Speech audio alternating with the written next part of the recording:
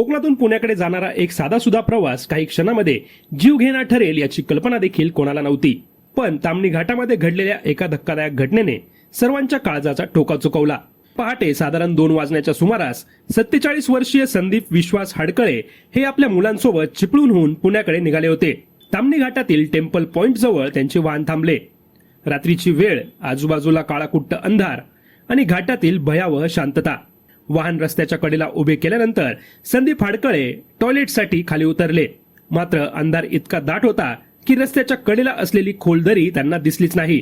संदीप हाडकळे यांचा अंदाज चुकला आणि पुढच्या क्षणी ते थेट दरीमध्ये कोसळले. अचानक झालेल्या घटनेमुळे त्यांच्या मुलाच्या पायाखालची जमीनच सरकली. काही क्षण त्यांना काय घडलं हेच समजलं नाही.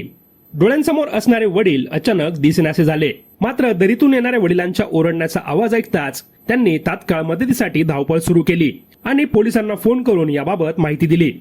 घटनेची माहिती मिळताच पोलीस कर्मचारी आणि सह्याद्री वन्यजीव रक्षणार्थ सामाजिक संस्थेचे आपत्कालीन बचाव पथक घटनास्थळी दाखल झाले.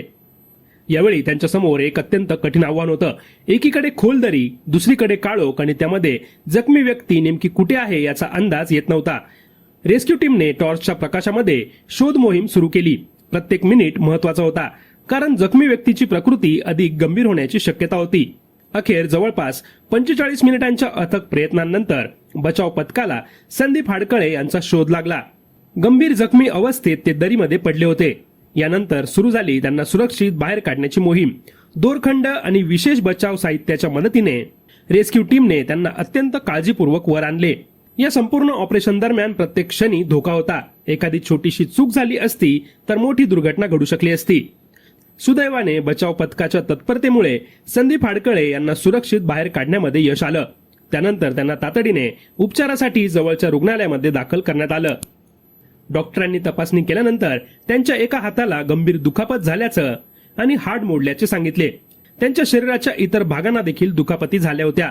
मात्र सर्वात महत्वाची बाब म्हणजे त्यांचा जीव वाचला. या घटनेनंतर ताम्हिणी घाटातील सुरक्षिततेचा मुद्दा पुन्हा एकदा चर्चेमध्ये आला आहे. घाट परिसरामध्ये रात्रीच्या वेळी प्रवास करताना विशेष काळजी घेणे किती गरजेचे आहे ते या घटनेमधून स्पष्ट झालं आहे. ताम्हिणी घाट हा निसर्गरम्य असला तरी अनेक ठिकाणी खोल दऱ्या आणि धोकादायक वळणे आहेत.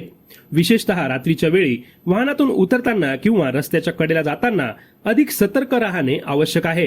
पोलीस आणि सह्याद्री वन्यजीव रक्षणार्थ सामाजिक संस्थेच्या बचाव पथकाने दाखवलेली तत्परता आणि धाडस याचं सर्वत्र कौतुक होत आहे.